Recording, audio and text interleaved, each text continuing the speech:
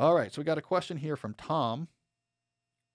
Tom says, what do you do when you get tired?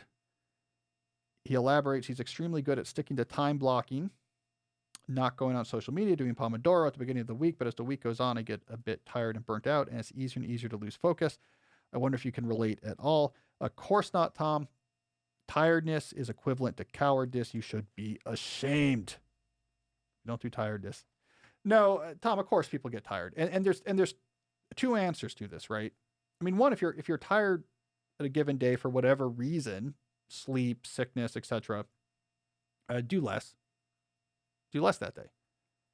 I mean, what are you doing during the day? You're taking energy and you're converting it into output of value, and you're doing that mainly by putting this energy through the circuits in your brain to add value to information if you're a knowledge worker, but you're converting energy to value. If you have less energy, there's less value you can produce. So I think that's fine. The key, however, is to remain intentional about it. So the thing that you don't want to do is, as you get tired, if you're tired in a given day or you get tired as the week goes on, you don't want to just become ad hoc and lax.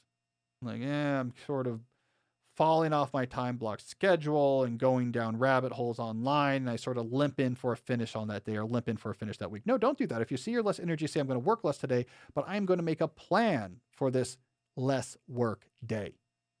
I'm going to end it early. I'm going to put a 2-hour break in the middle.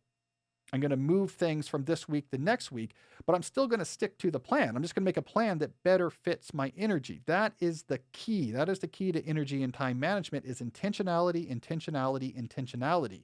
If you are giving your time a job that is based off a realistic assessment of what's going on in your current context, you're winning.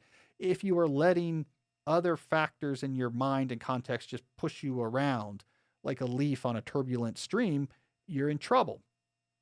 The exhaustion is going to amplify. You're going to feel bad. You're not going to end up in a place that's good.